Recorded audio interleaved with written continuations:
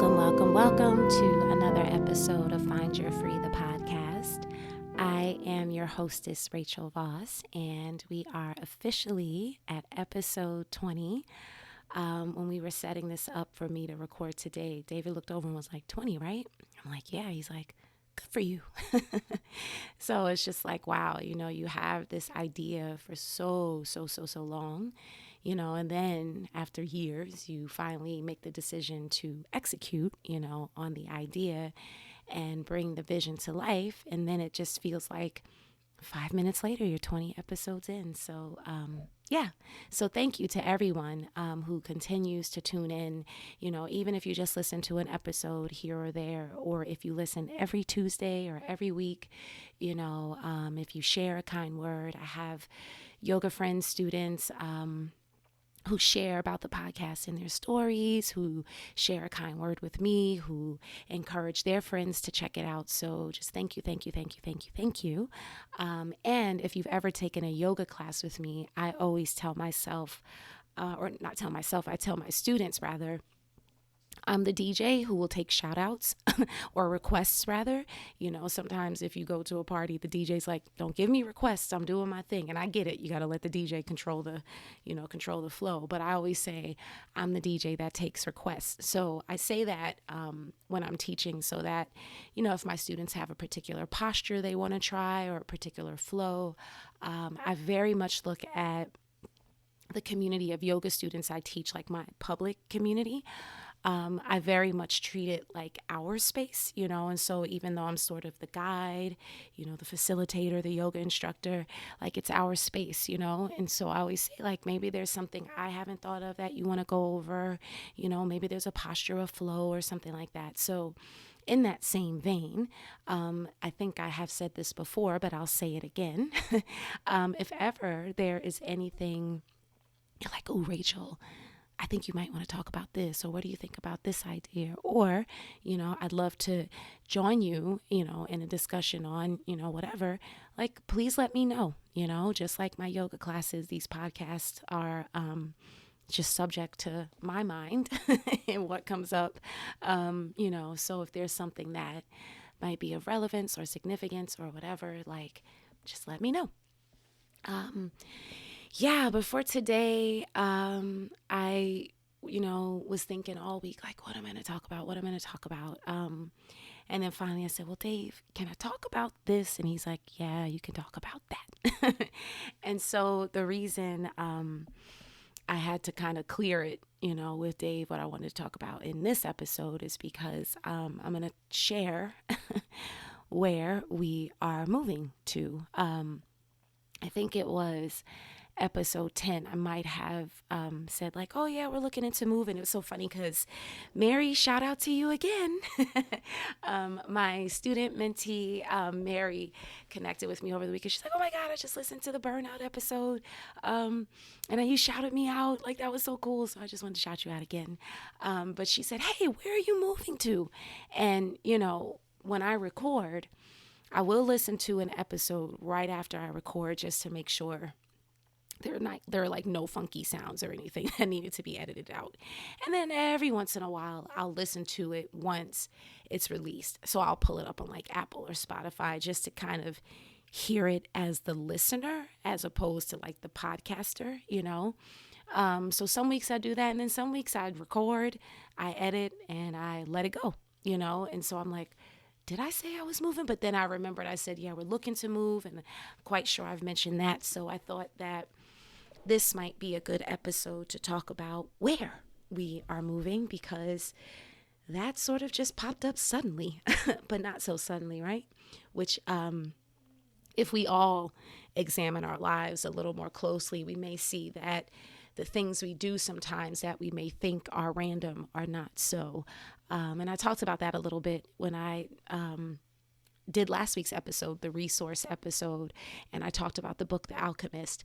And The Alchemist is pretty much, about that, like how things that may seem coincidental, occurrences, happenings, for like, oh, that's so random, or wow, what a coincidence. I was kind of just thinking that, and then it just showed up, and it's like, it's a little bit more than coincidence. You actually manifested some shit. So yeah, so I thought, this would just be a good space to talk about that, as well as just to kind of talk about this week I've had physically in my body. So I was just like, yeah, I'll just kind of talk about all of it, and see, where it goes. So yeah, David and I have been in the market for a new place since like last fall. Um, I own a condo here in Laurel, Maryland, where we currently reside. And Dave has some property out in Philly where he was before he moved down here to Maryland. But let me make it pointedly clear, he is from Brooklyn. He is not from Philly. He just stayed in Philly after we graduated from Temple, made his life there for a long while. And then when I came along, he brought it down here to Maryland. So, anyway, so he owns properties there in Philly. I own my condo here in Maryland. But when we decided to cohabitate, and move in together, we decided to rent. Even though I've been, this year makes 21 years in Maryland, like, even though I've been here a long time, I've always said, like, yeah, I don't think Maryland is going to be my final resting place. Like, I just don't sense like that the road is going to end here. Like, I always plan on keeping my condo, you know what I mean? Like, I'll have business in Maryland and dealings in Maryland, and I became a yoga teacher in Maryland, you know what I mean? So I have roots here. I have really, really, really strong roots here, but I never could sense that I was meant to like be here forever and ever and ever. Amen.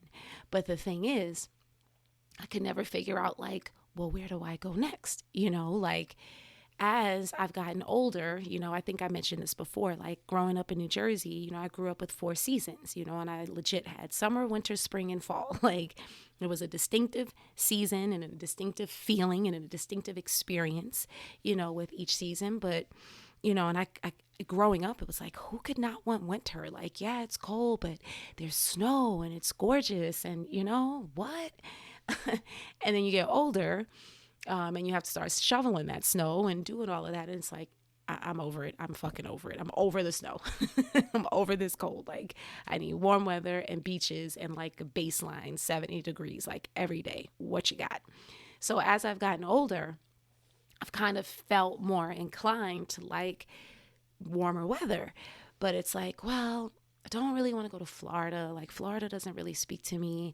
I like California, but California, shout out to you, Danae, is like a little expensive and a pinch far from my family. We're all East Coasters, even though ultimately I do, and I'm sure I've mentioned this before, like, I do ultimately want to end up on an island somewhere, at least for 6 months out of a year. And I know that in some cases, depending on the island, that can be even further than California. But right now, in terms of like, say, an immediate next move, I'm like, well, California's a little too far from mom and dad, and they're in their golden years, and so I just want to be as close as possible, especially as their only daughter. Just a quick plane ride away, if not a quick car ride away. So it's like, well, okay, California now. And so it's just like, well, where is warm? I don't know where warm is. And then it was like, well, I'm definitely not going any further south than Maryland. When I first moved here, I was always comparing, DC to like New York City. And no offense to my native DC folks, but like, it just didn't stack up. I was like, where can I get a slice of pizza? Where's the bodega? Like, what's going on? And I just kind of thought, I mean, there are corner stores in every city, right? But I was looking for, like, if you know what a bodega is, like, I was looking for the bodega, you know what I mean? That's open like all the time. I was looking for the place where I could get like one slice of pizza, and like everywhere I was going, it was like, you got to buy a pie. You can buy a small pie, but you got to buy a pie. So I was always comparing like DC to New York. And then it was probably like 5 good years of me living here when I was like, all right, DC is its own place. New York is its own place. DC has a lot to offer, as does New York. Like, I'll be all right. You know what I mean? And then you start to appreciate, the DC area for what it is. But it was like, I'm not going any further south than Maryland. Like, Maryland is south enough for me. So over the years, I've had my one brother, he moved to Atlanta, what is it, 2021? So I guess like probably like 4 or 5 years ago now. I don't know. Time is flying. And so of all my brothers, I never thought he would be the one to move to Atlanta, but he was just like, nah, I'm like been in New York City my whole life. Like, it's time to go. It's time for change. And so, he had some business connects down there. He was like, I'm just gonna go down there and try it out, try a new chapter. So he goes down there and he all the time is telling like our family, oh my God, I love it here. You guys got to come. Da, da, da, da, da. And I've always heard, great things about Atlanta, especially for like the Black community and Black businesses and, stuff like that. But I visited Atlanta over the years, and I don't want to offend any Atlanta folks, especially my native Atleans. But again, as an East Coast girl, I'm like, yeah, Atlanta's cool. I visited a couple of times. I've driven through a couple of times. I hung out with my brother, for like a weekend. But it's just not for me, like, it's interesting, like being from New Jersey, but like right outside of New York City, like literally New York City was like in my backyard. Like, well, not literally, but like 10, 15 minutes away. Because there are some parts of Jersey where New York could seem like it's in your backyard. But anyway, I grew up in a suburb, but had the most bustling city, 15 minutes, at my fingertips. So I'm used to having like the quiet neighborhood, but the access to the busyness, you know what I mean? And Maryland definitely, especially when I first moved here, felt way more spatial than how and where I grew up in Jersey. Like, you had to drive a lot of places. They have a metro system here, but it just wasn't as like all over the pace and fast paced. Like, with certain parts in Maryland, like once the bus stops, like that's it. Now I will say, where I grew up in Inglewood, same thing. Like, I wasn't exactly in the city. So once you caught the last bus from like the city to, where I was in Jersey and Inglewood, like if you didn't catch that 11:55 leaving the George Washington Bridge, and if you're from Inglewood or, at least know what I'm talking about with that 11:55, but if you didn't catch that bus, like that was it. You were stuck in the city and you had to have somebody come give you a ride, or you had to take a very expensive cab ride over the bridge. But in terms of like public transpo, yeah, you had to catch the last bus and that was it once you got to Jersey. So in that way, there was similarities, right? But it just still felt so much more spatial. Like everything just felt like right there where I came up in Inglewood. And then again, you add the layer of like, I can't find a slice. I can't find my bodega. Like, what's going on? And then you had the go-go music, and it was just like a whole new thing. But all of it, like, I appreciate now, absolutely appreciate. So saying all that to say that I was like, yeah, no, the buck stops here as far as going further south. Like, I'll go west, I'll find my island, I'll go to the Pacific Northwest, but I'm not going any further south, right? Right.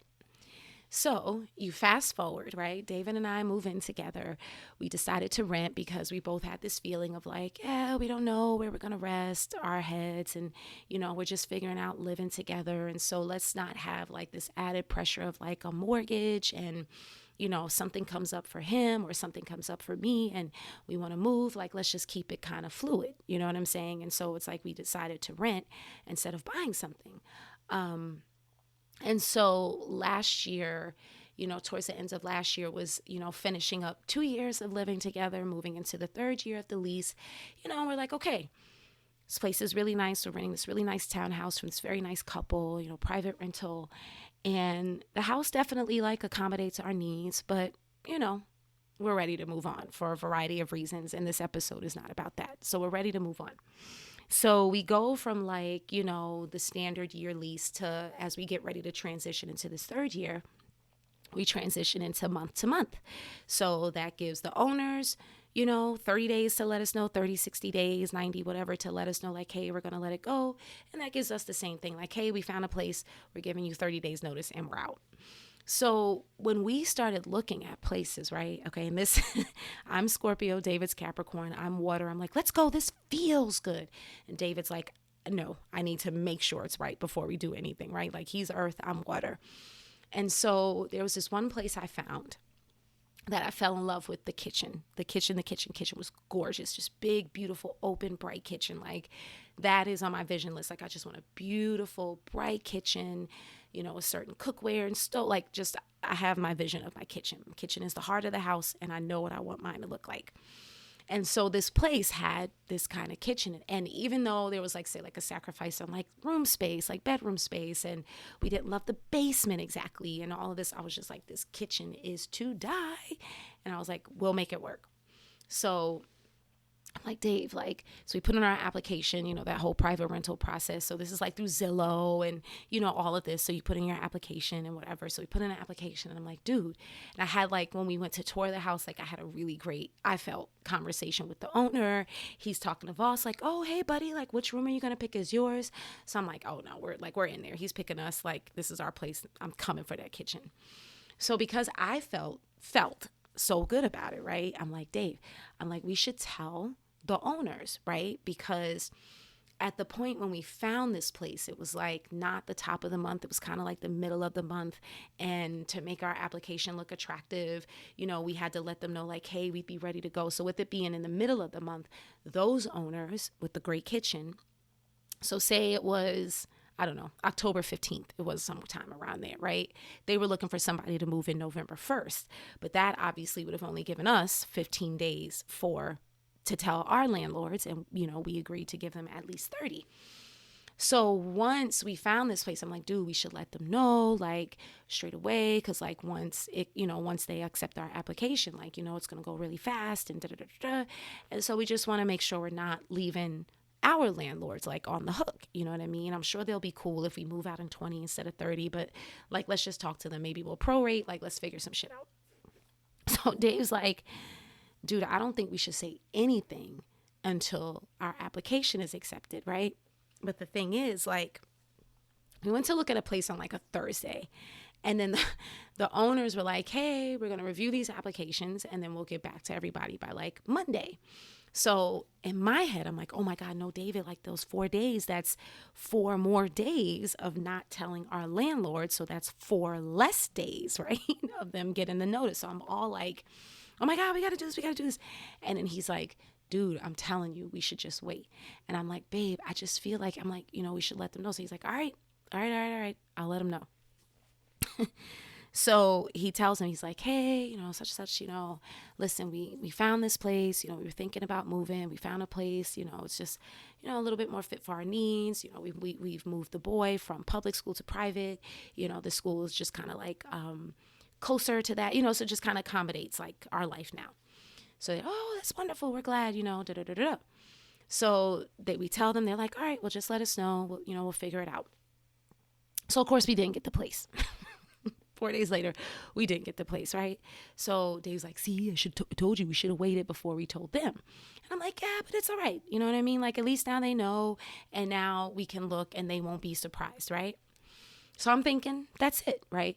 And we didn't get the place, and this ended up becoming, for us, the beginning of, oh, okay, this is what the hell's going on in the housing industry. Like, we didn't know, but this was definitely, like, now we know. Like, it's really weird. Like, looking at places, whether buying or renting, because I know people who are in the buyer's market right now that are meeting the same thing I'm meeting. And it's like low inventory, so like low supply, but big demand. And when I go to look at some of these places, I'm like, we are still like in a pandemic, right? Like, not that people are moving, but like the amount of people, like, there are places we've looked at that they said they got 50 applications in one day. I read an article like on CNN or something, like CNN Finance or something, about even a woman who sold an investment property here in DC, right? And she listed it for like one price, say like 200,000. She's like, she got 80 applications, the same day. And of those 80, like 70 of them or something insane were all like cash offers. And then she ended up selling the house for over 50% of the asking price. So if it was on the market for 200, it sold for like 420. And then the person who bought it, she, in the article, the woman said was probably an investor, because they bought it like all cash and it was clean and all of that. And then they're probably going to flip it and sell it for even more. So as we've been talking to realtors, what we're understanding is, and this is totally not like a real estate episode, I'm getting somewhere, I promise. So as we were talking to realtors, they're like, no, what's happening is there are these really low interest rates, right? Because it's spring and normally there are a plethora of places to look at. And it's been like the same, 5 places for like weeks and stuff like that. So the agents are like, yeah, we've never seen anything like this before. But they're like, what's happening is owners are wanting to take advantage of these rates, and they're like dumping their houses, becoming renters themselves to, sell at this high price, take advantage.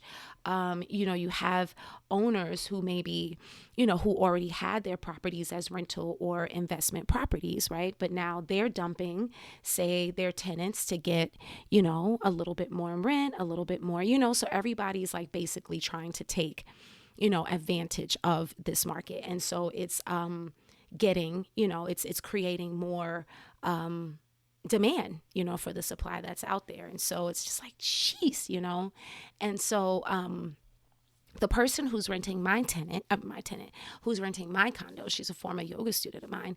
And, she just got engaged. She's about to have a baby, all of this. And so mine is a 1-bedroom condo. So they absolutely need like a bigger place. So she was looking for like, they were looking for like a place too. And then she's like, they were looking to buy, but she's like, finally, like we had to go the new construction route because there was just not a lot of options out there, and certainly not stuff that we wanted. So we just figured, man, we're just better off, getting our own shit built. Like, so saying all of that to say, we have basically been looking at places since like October or November. We finally put it down like in January. It was like, all right, let's just chill. Like, let's regroup. Like, let's just step back, let's do whatever. And then we'll come back. It'll be better in the spring. Oh, and I know what happened. Going back to when Dave was like, I think we should let our application get accepted first before we let our tenants or landlords know. Even though it didn't work out. And they were like, oh, did the place work out? And we were like, oh, no. They went with another, whatever. So, and they were like, oh, okay, well, just let us know, as things work out. And then sure enough, probably within like a couple of days, they're like, oh, hey, and so by the way, we're planning to sell. And so again, this is like November-ish. So they're like, yeah, we're thinking about like January, February. So Dave's like, see, I told you. He's like, I feel like if we didn't say anything, they wouldn't have been thinking about it. So now we're on the hook. They're not on the hook so much to find a tenant. We're on the hook because when they're ready to sell that place, like we got to be ready to go. And I'm like, well, listen, if they were thinking that anyway, we needed to be prepared, but fine. So it was a little bit of a contention between us for a minute around that. And that's why like, it was like, all right, let's just pause, looking into moving, starting to become like a thorn in everybody's side in this house. Like, let's just let it go. And then by January, February, our landlords hadn't really taken much movement, on selling the house. So we're like, all right, we got time. And so finally, around like February, the beginning of March, things started shifting at Dave's job. Like there's some opening for promote, like things just started to shift. We paused and things just started to shift. And it was like, all right, things are starting to shift on the job front. Things are starting to shift for me a little bit. Like maybe it's time to like start, looking again. It's spring. Let's see what's opening up. So we get back into the market and we're just met with the same thing. We go look at these places and the owners would tell us like, man, I've got like 100 applications. Like it's overwhelming. I was expecting to get like 2 or 3. And then again, we'd have these really great conversations. We'd, present ourselves as like really great, homeowners and renters and all of this stuff. And we literally would run into shit like, we have our little dog, Frenchie, and we'd run into places that are like totally pet friendly, bring your dogs, dogs welcome. And then they'd say, yeah, we loved you, but we decided to go with the applicants who didn't have a dog. We had so many applications without pets. Told us we don't have to take a pet, so we don't want to take the chance of people and their pets. So we were even getting turned down for places like we were eligible for, right? So it's just like, oh my God. So in this space, and then the landlords finally did come at the top of March and they're like, hey, no, we're putting it on the market, thinking about June, July, like, what do you need? And we're like, all right, like we'll take the most, like the maximum time possible. So we agreed that we would move out by June 30th. They would get the place back July 1st and they're going to do what they're going to do. But Dave actually felt better about that. He's like, nope, now it's time. And I felt good too. I was like, all right, all those places weren't working before because obviously like it wasn't time yet. Like, we got super close to a couple of places. There was one place we actually did get accepted for, but then at the 11th hour, Dave was like, no. And that caused a little bit of contention too, because I really like that place. Dave was like, you got to trust my spidey senses on this one, Rachel. He's just like, it's not it. Like, I think we're going to get over it, like, after some time. So I was pissed. I was pissed at him for a while because that was another one. I loved the kitchen. I was pissed. But in retrospect, we would have, because we were moving to a town closer to where my son's private school is, and that town is a little bit more of a premium. So you get the nicer town, but you don't get as much house, you know what I mean? So there were some sacrifices we were making, but I was just like, whatever, it's closer, nice neighborhood. I can walk to Starbucks and the fucking kitchen. So Dave said no, and it was like, oh, fuck, okay. So once the landlords told us, like, yeah, we're going to sell like July 1st, it was like, all right, yes, now this means our place is out there. Now our place is coming because we have to get the fuck up out of here, right? So now our place is coming. And we were both excited. And that kind of like, recreated that energy of like, all right, we're moving. And then again, we start looking at places, we're running into shit, and we're like, okay, what are we going to, like, we have time, but like we don't have time. Like, it's literally going to be May 1st, this Saturday, and we have to move out by June 30th. So this is like February, March. And so my brother, who's still down in Atlanta, all this time, all these years, are like, I'm telling you guys, you and Dave, of all people, y'all need to come down here. Rachel, you could do so much with your yoga work like Dave, for all the activism and things, community building that you want to do. Like, I'm telling you, like, there's just so much here. You could get a great place. There's great schools. And we're like, no. Now, Dave has his only, and big brother is in Alabama, like 2 hours from Atlanta. So, and Dave has friends down there. I know people down there, like a lot of people from our college. Temple went down there. So it's not that like Atlanta's foreign. It's just that we both feel the same way. Like, no, it's just not, it's not for us. So my brother's like still hooting and hollering. And he's like, all right, Rachel, I'm telling you what, just look at this one private school. He's like, look at this one school down here, just check it out. You know what I mean? Because I'm like, we just got Voss into this private school. Voss is finishing up 8th grade. I'm like, we just got Voss, we transitioned him from public to private. He's been through a lot emotionally, with things he was dealing with at school and his biological dad and just stuff like that. He's been through a lot emotionally. He feels good at this private school. We all like this private school. It's Montessori based, whole center child, all of this. I don't want to rock the boat for him, But my brother's like, I'm telling you, just check it out. So I said, all right. So he tells me about this school. I'm just laughing because I'm thinking back on this process, and they were having like an informational. And again, this is like early March. So they were having like an informational right around the time that it just happened to check it out. They're like, oh, we're having this like online informational. Bring your family. Check us out. So I'm like, all right, Voss, come join this informational with me. And Voss is like, whatever. Like, I love my school. It's like, I'm not going anywhere. I'm like, no, I agree with you. Let's just check it out. So we have the informational, and it's, it's for students who are interested. So there may be like 4 or 5 families like on this call, right? And so we're just looking, and I'm kind of just asking questions here and there, but we're really there more to just absorb. There are certainly families on there that this is their school. They want to send their kid. They're asking all the questions. So Voss and I are sitting back and watching, and I'm just like, damn, this campus is really impressive. And Voss's campus, where he is at the private school, is very impressive. But this was like, it was just different. It's 2 different. Montessori and this school is 2 different things. Like, Montessori schools are like, your kid's going to come home dirty all the time because we believe in like play and dirt and earth and grass and connection. And I'm all for it. This school is impressive in more of like a collegiate presentation type of way. Like, it's a really beautiful, sprawling campus. So I'm like, man, this campus is impressive. They got like a planetarium on campus and shit. I'm like, what? Like, that's nice.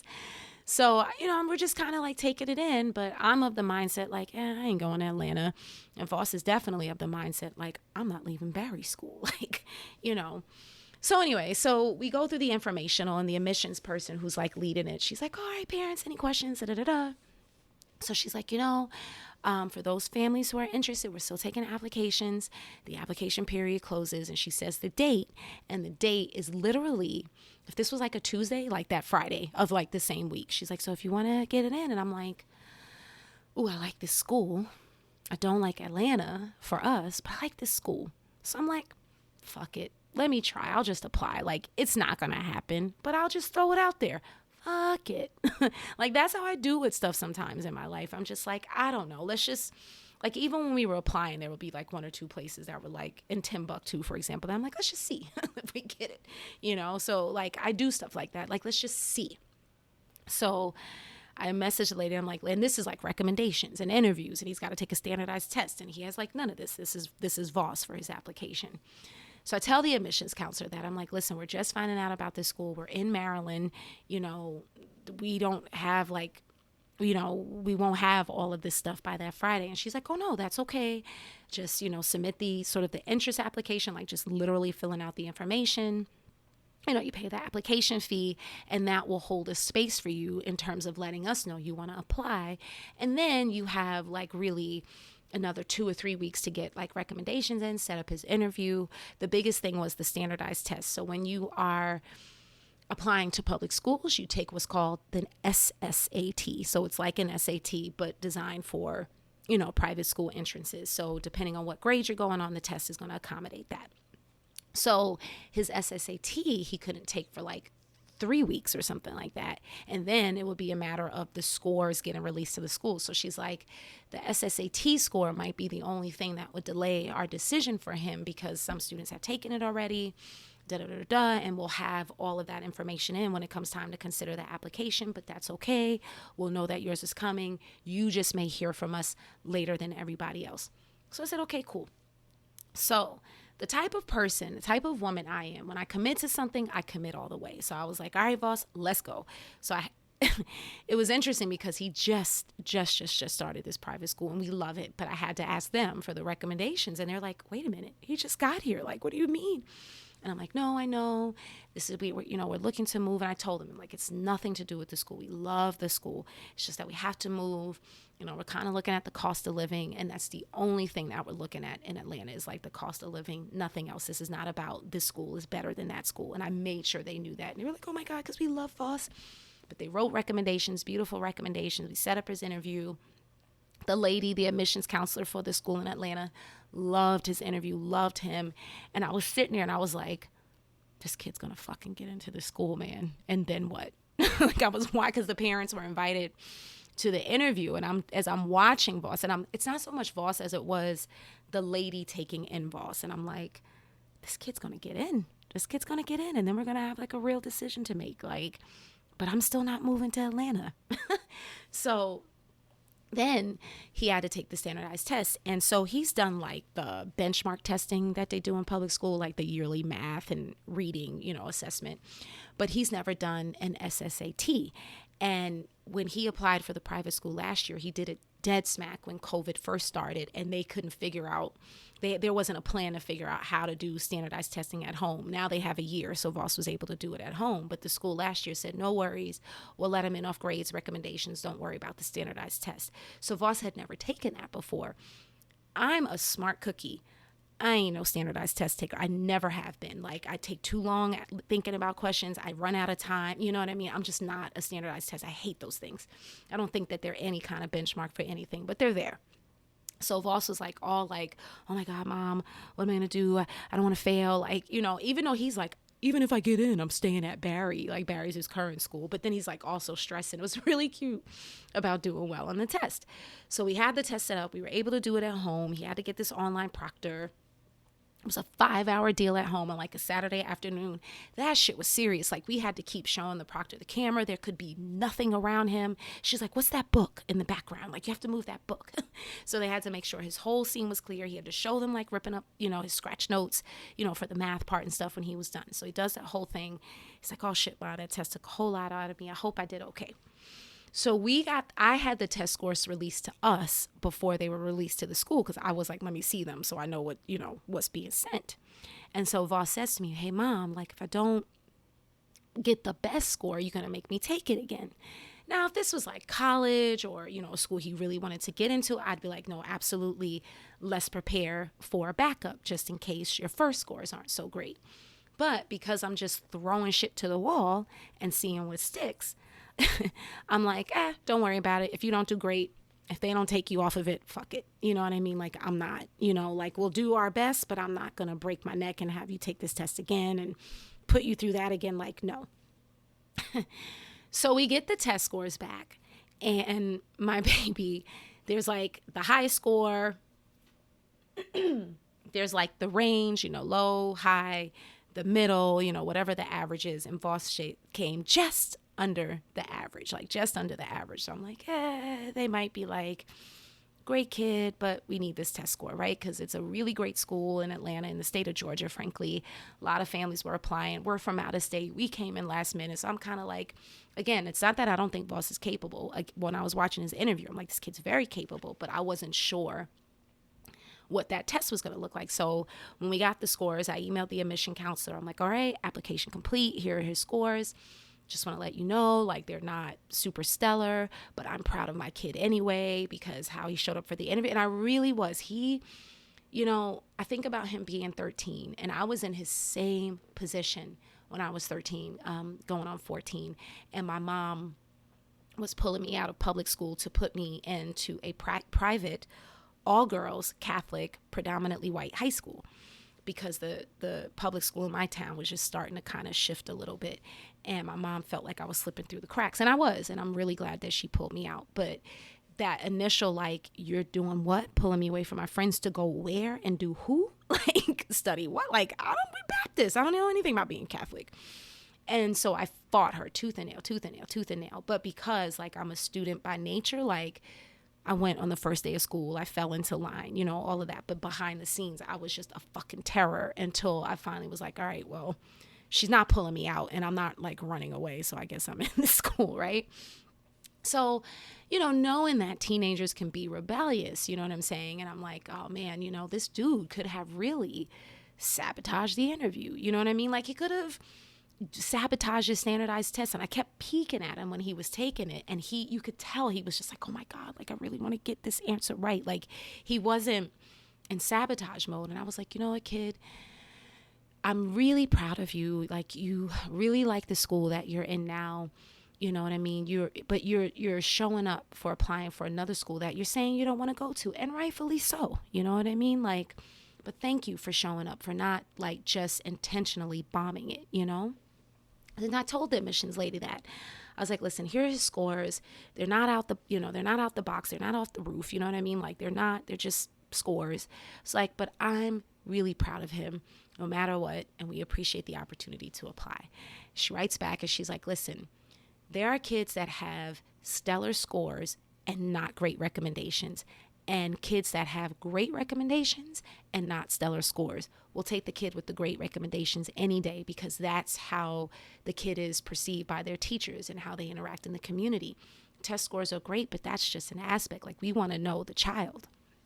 And that's what I actually like about this school, is that it has that sort of collegiate presentation, but it has the feeling, the diversity of the school that Voss is in now. So that Montessori feeling. It's not a Montessori school, but that focus on the child I really, really like, which is the advantage of a private school. Oh, and then there's also a ticket price of a private school. And I was like, well, they also have to give us, goo-gobs of tuition support, because that tuition right there is somebody's salary per year. Like, are you kidding me? So that was the other thing. It was like, all right, well, even if he gets in, he's got to get tuition. And even if he gets in, we ain't going to Atlanta. Like, that was still the stance, right? So in the meantime, we're looking. Test scores come in. The school starts releasing decisions. And then it was so funny, because Voss, who every day is like, I'm not going to that school. Every day it was coming home like, Ma, did you hear from the school? Ma, did you hear from the school? Do we have a house? Do we have a decision? Like, he was coming home every day asking those two questions. Did we get a house? And did I get into the school? And it was like, no. We haven't got anything. So then he's like, Ma, they said the school was releasing decisions like April 3rd. It's like April whatever. Like, how come? I'm like, listen, dude, I'm not pushing it. We're not moving to Atlanta anyway. So whatever. You know what I mean?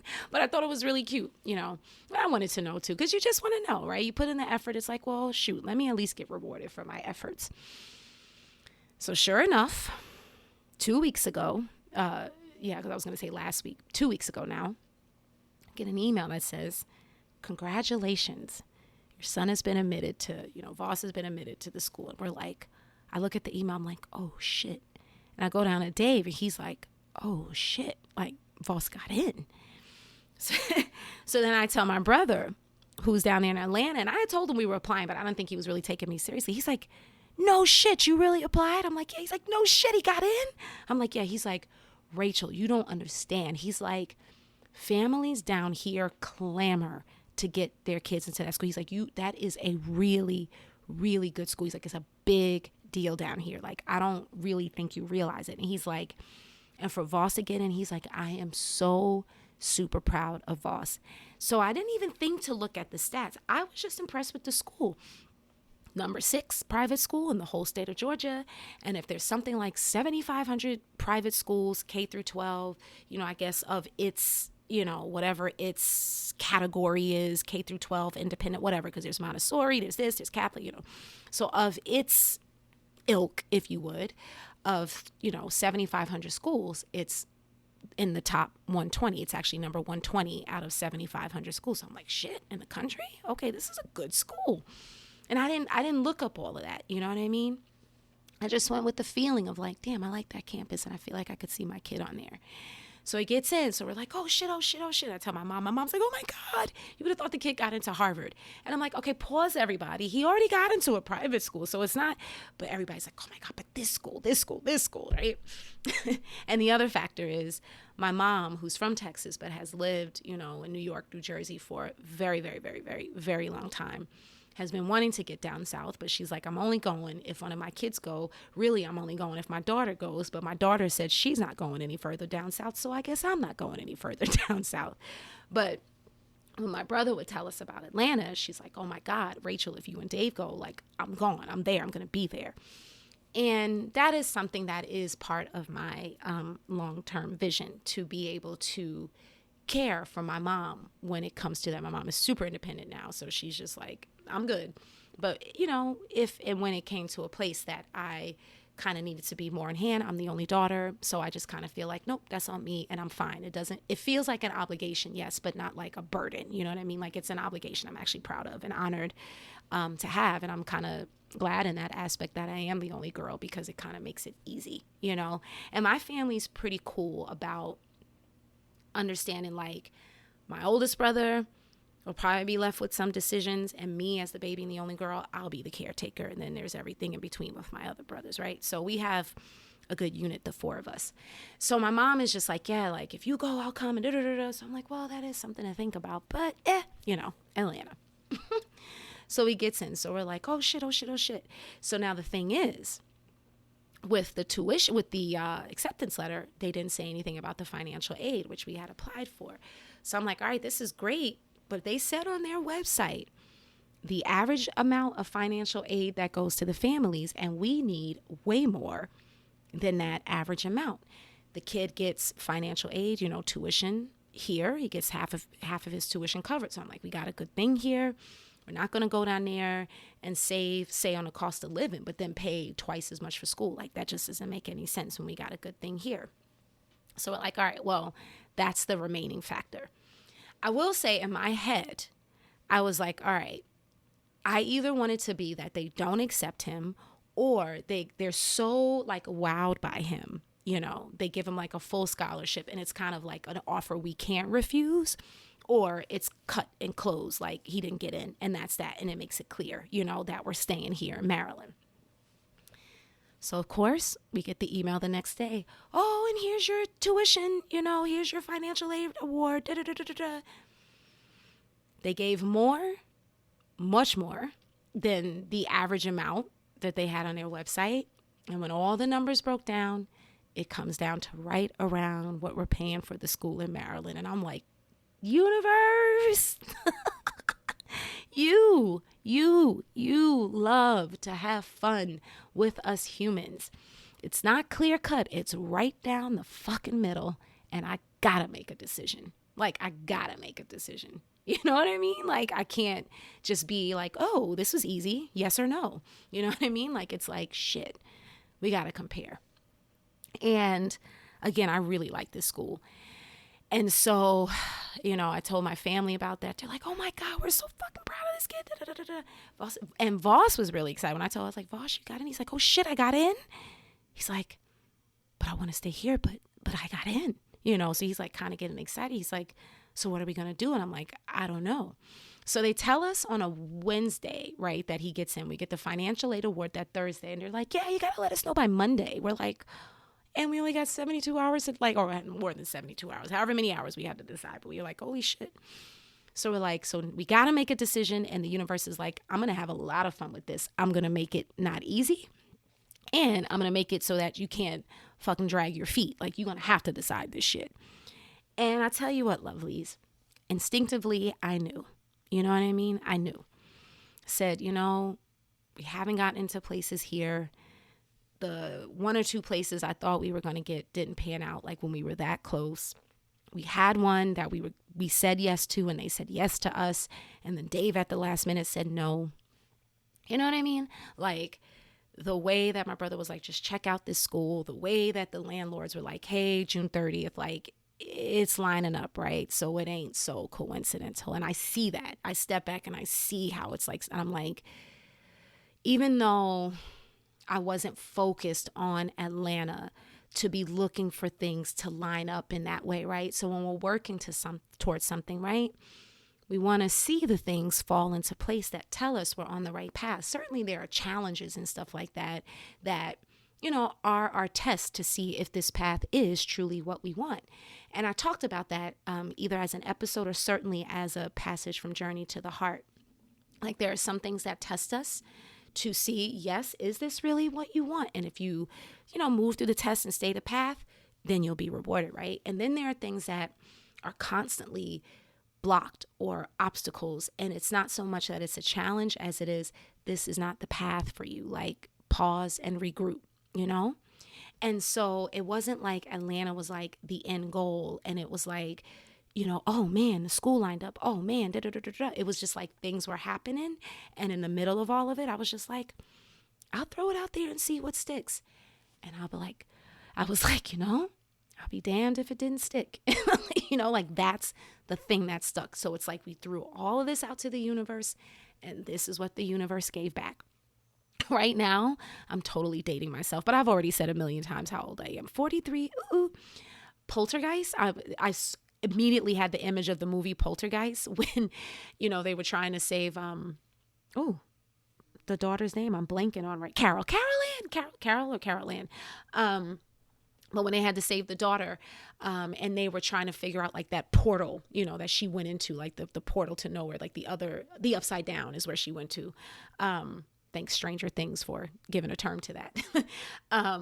But they threw, I think, like a tennis ball or something in there, and then it like came back out. You know what I mean? It was something they threw and it came back out. So I'm thinking of that right now, like that image of like, and Danae, if you're listening, I feel like you know what I'm talking about for some reason. I feel like Danae's like, yeah, I know that scene. But yeah, so I feel like that's what the universe did. Like, we threw it all up, all of it. And this one thing came back, right? So Dave and I are talking and we're like, we're just weighing the pros and cons. And the thing is, lovelies, there aren't any real cons. Like, there are things, like people, friends, lives, that we've built. Certainly me, I've been in Maryland 21 years this year, 21 years. But it was like, with this pandemic, my whole entire business went online. Dave was already working virtual prior to COVID. I have students down in Atlanta, one student in particular that is just like, oh my God, if you came here, like, that's it. You know what I mean? She's very plugged into the creative community. She's like, oh my God. I would ask her, because she was there and she has a son that's like 2 years older than Voss. I asked her about the school. She's like, dude, if your son gets into that school, I'm telling you, you need to take advantage of that opportunity. You know what I mean? So my brother's there, my mom would come down. So it was kind of like, we would really have to find reasons not to go. And even if it was just like, we don't want to go, that's reason enough. But it was kind of like, it didn't feel, us not wanting to go didn't feel like enough. And at the end of the day, I was just thinking like, this is good for Voss. Like, I feel like the school he's in now is so safe for him. But I feel like this school can just pull out that thing that's in him that I see as his mom. And I'm just waiting for that thing to be yanked out of him. And I think the right environment. And again, not that the school that he's in now couldn't pull it out. But again, you just have your instincts. You have your senses. Woman's intuition, mother's intuition, whatever you want to call it, right? And I'm like, and at the end of the day, I took a leap of faith and left my job. I took a leap of faith and, got back with David, and we moved in together. And my baby, my son, has been there for all of these shifts, been there for all of it, has had his own shift in life, with his dad kind of splitting when he was 8, you know what I mean? So he's been through a lot of shifting, and I'm just like, this has got to be about him. It's his turn now. You know what I mean? Like, it's his turn. And even though he might not necessarily want to move to Atlanta, I feel like this school is his turn. And the cost of living is just significantly cheaper, than it is here in Maryland. And for what we've been looking at here, we can get so much more there. You know what I mean? Like, just more house, more yard. And, since before Voss was born, you know what I mean? I've always had visions of having children and, raising them in a house similar to the house I was raised in. I was fortunate to be raised in a beautiful Victorian style house. I always had my own bedroom. You know what I mean? Like, we had a backyard and swing set, and it's just beautiful neighborhood. And my best friend grew up right down the street. Like, it was a community. And I wanted to raise my kids the same way, and then I had Voss. Wasn't expecting to get divorced a year, year and some change after he was born. Wasn't expecting to be a single mom, and having to mainly stay like in my condo, this 1-bedroom condo, like raising my kid, I mean, when he was little, it was fine. But as he was getting bigger, it was just like, oh man, like I want to give my kid like the space that I want to give him. And it was tough and it was hard because even though I was making good money, I was single parenting it. You know what I mean? So daycare on me, mortgage on, like everything was on me. I wasn't getting a whole lot of support, from my co-parent at the time. I wasn't getting any support, frankly, from my co-parent, at the time, outside of like weekend visits, but like financial support, it was all on me. And so that limited me in terms of like how much more I could get in terms of house and stuff like that. But anyway, David came along and that helped to ease things. And then together we were able to move. So I still have this vision of like a home that I want to give Voss. And, even though now he's just 4 years away from 18, I'm like, I still have time. And so part of me has been like, Rachel, just let go of that expectation. Like, no, you don't have the house to give him, that you had, but, you're also teaching him entrepreneurship and something you weren't taught, so I would be really, really, really, really, really hard on myself for not giving Voss the same exact life that I had. And I have to always remind myself, but I'm giving him this life, But I will say, I see Atlanta as a way of being able to give Voss that home, even if it's a bigger townhouse. Like, even if we don't land in like a single family home, there's just still places with yards and communities and stuff, that we've seen online and that my brother told me about. And so I feel like this is finally that opportunity. Like I sense all of these things, right? And so the resistance in me to Atlanta is, number one, always saying I would never move there. Number two, frankly speaking, I have a medical marijuana card in Maryland to help me manage my anxiety and such things. And, Georgia is not a legal recreational medical state. Now it just went blue. And I'm grateful for that. But it doesn't have that. And I'm just like, oh my God, like this is a convenience that I've gotten used to. Like, oh my God, but I've been told, don't worry, you'll be fine. So there's just like my life, like my conveniences. But again, it's like saying about me, like it's about me. Like it's always about me, right? In our lives, it's always about us. But I'm like, this is not about me and the convenience of like my marijuana card, right? Like this is about like my kid and him having the best life and opportunities possible. I've had my turn, my mom took me out of school. I've had my turn, now it's his turn. And I just feel that. And so, when Dave and I sat down and really kind of talked about it, it was like, fuck it, let's go. And so we, pull Voss in, and Voss is like, I'm like, Voss, we came to a decision. He's like, oh, I kind of know. I'm like, what do you think? He's like, we're going to Atlanta, aren't we? And I'm like, yeah. He's like, man, I don't want to leave my friends. He has like his 3 besties. And he's like, I don't want to leave my friends. He's like, but I'm kind of excited to be near Uncle Claude. I am kind of excited if Nana's going to move down. I am kind of excited if it means we can get like a bigger house, And I told him, I said, dude, you got it good too. Like if I moved, when I was your age, in 1992 or whatever, like, I would have had to keep up with people's addresses and write them letters and their phone numbers. And if they changed their number, their address, like, and they weren't listed in the yellow page or the white pages, rather, like, forget about it. I'm like, but you guys have Facebook, or not Facebook, that's the old heads. You guys have Instagram and, all the other things, all the other platforms, texting, all of that. Y'all can keep up with each other in real time.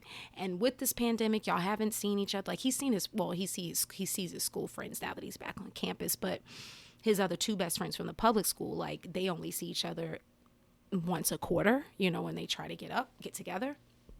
So I'm like, with this pandemic, you guys have only really seen each other over the screen anyway. So it'll just be like more of the same, So yeah, we're moving to Atlanta. Oh my God. So I asked Dave, I said, Dave, can I share that on the pod? Because, on the socials, I haven't really shared it. There's some family members he still has to tell. And not that it's like a big deal, but there's like one cousin in particular that he's really close with, and she's in New Jersey, and she will be so supportive, but she'll also be like, oh my God, my David's moving further away.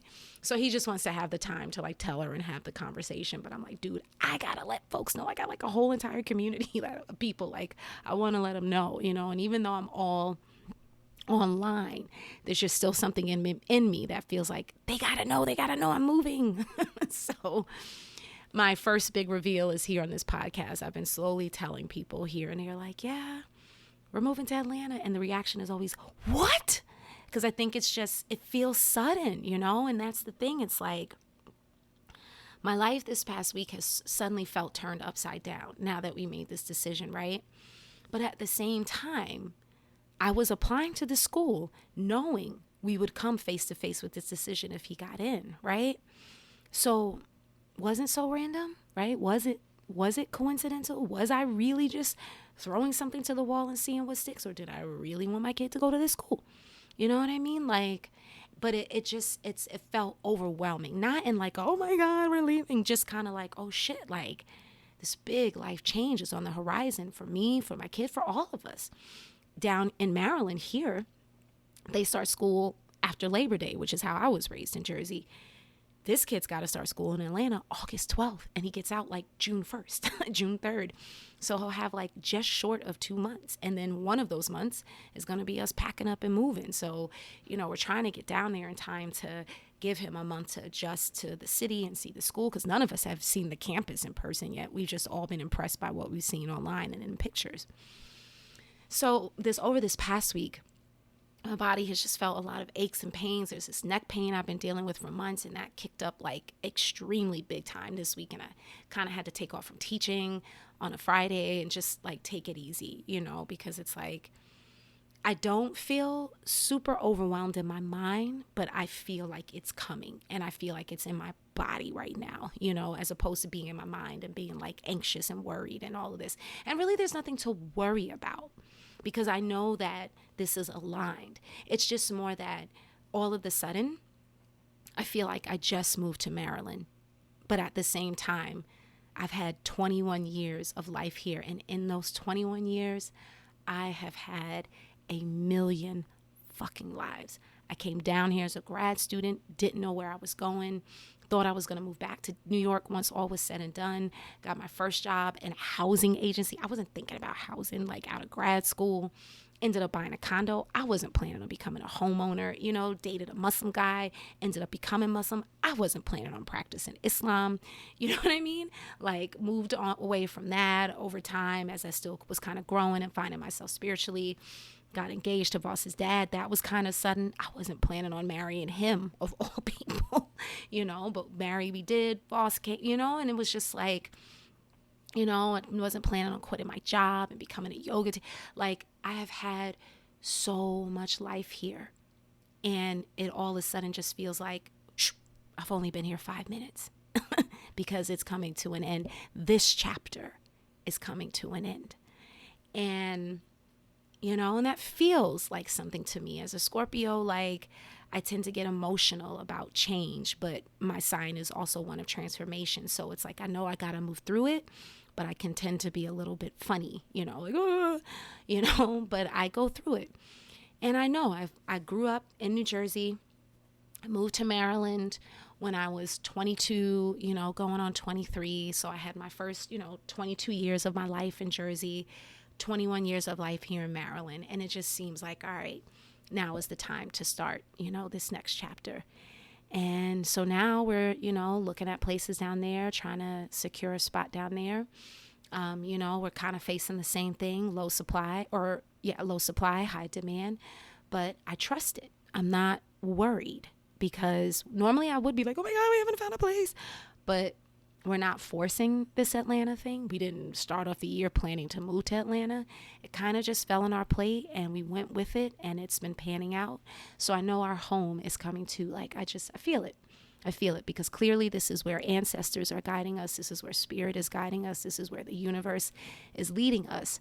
So all that stuff is going to fall into place. That I trust. So I had so much more I was going to share around this. I took this really great African dance class as part of a birthday celebration for my yoga teacher this past Saturday. And I wanted to talk about how that was such a good remedy to everything I was feeling in my body, to shaking up shit, to my womb needing it. But I think I'm going to save that for another episode. I really didn't expect to talk about this moving for a whole hour, but me being as detailed as I can be, I shouldn't be surprised. So we'll pause it there. So this is me just sharing. This is me reminding you to trust the feelings, to trust the instincts. Sometimes, you don't see the entire bigger picture, but it's just a feeling. Like me, I just feel like this place would be good for my kid. I just feel like, even though I'm totally liberal East Coast girl, there's something, I will say, having gone to Texas every summer as a kid and, having family in the South, there is still, aside of all the political bullshit, like we're just kind of getting down to people, right? There is still a sense of community in the South that I'm not saying is not here in the East Coast, but it's definitely hustle bustle. The more east you go, the more cities you get, the more hustle bustle it can be. And you find your pockets of community. But, I sense in the South, Voss is just going to really find a village he can tap into more so than here. I sense that. And I'm just moving with the feeling. Things have worked out with the school. It wasn't really an effort outside of the effort that had to be applied for, being admitted. So it just sort of seems to be lining up. It's just, I wasn't expecting it, So just listen to the feeling, listen to your heart, listen to your body. You know what I mean?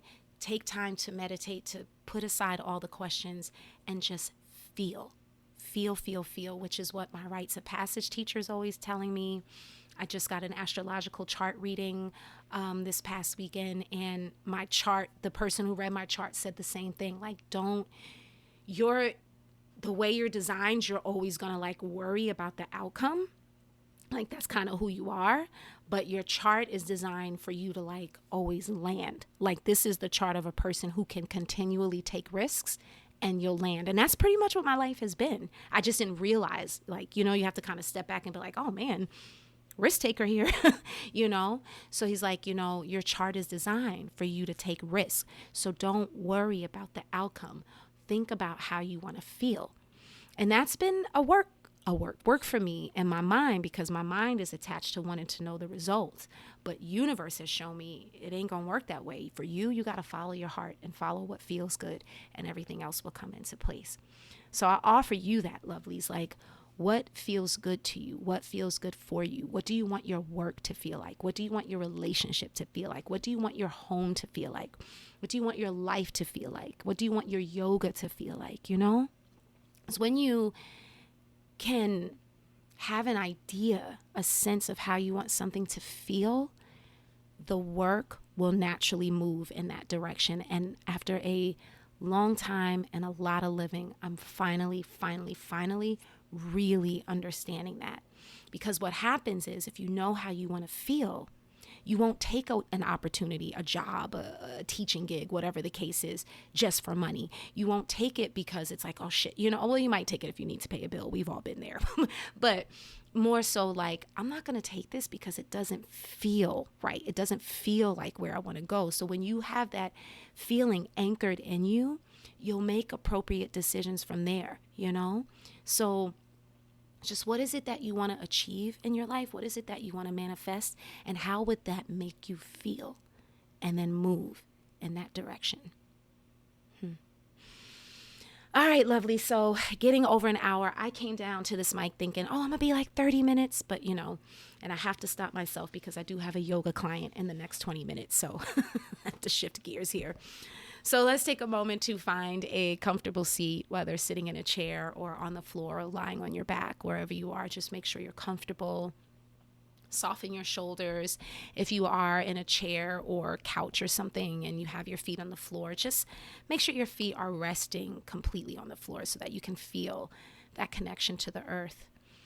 And maybe rest your hands on your thighs or somewhere alongside the body and close the eyes if that speaks to you. And let's just take a beautiful deep breath in. Exhale all of the air out through the mouth, nice and slow.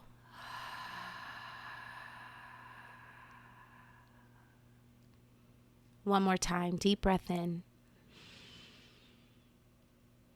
Exhale.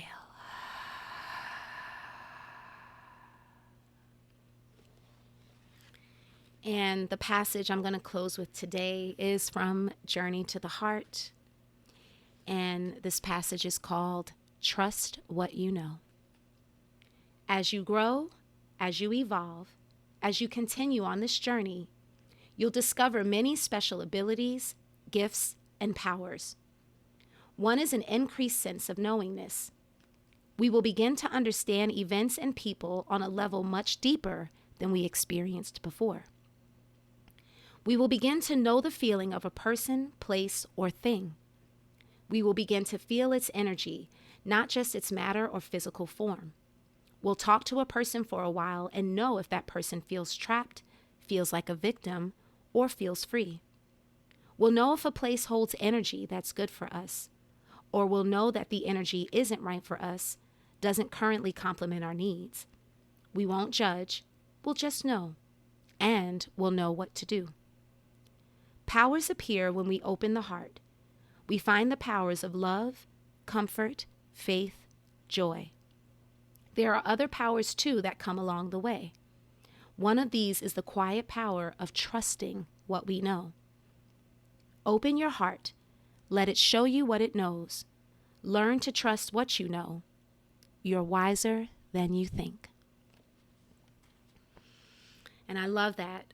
Feeling the energy of a place is pretty much what solidified my decision for Atlanta. All those other years when I felt like it wasn't for me, I wasn't feeling the energy, But now my son's in the mix, the school's in the mix, and it's the energy of the school and the sense of community. And I'm like, all right, I'll put down the resistance and I'm going to go with the energy. And I trust, right? Like it said, when you begin to open your heart, you open your hearts to the powers of faith and trust and love. And I've always been a person who's been of faith in my mind, but I'm really realizing the action of living in faith every single moment of every single day where you just trust and know everything is working for your highest good. Like I'm finally learning how to sit in that. And this step to Atlanta is a step in that space, a step of sitting in faith and trusting the energy, trusting the feeling. I follow my heart. I talk about that all the time, but I've struggled with I'll follow my heart and then I'll worry. But getting to that place of I just know it's going to work out. I'm getting there and it feels good. Baby steps.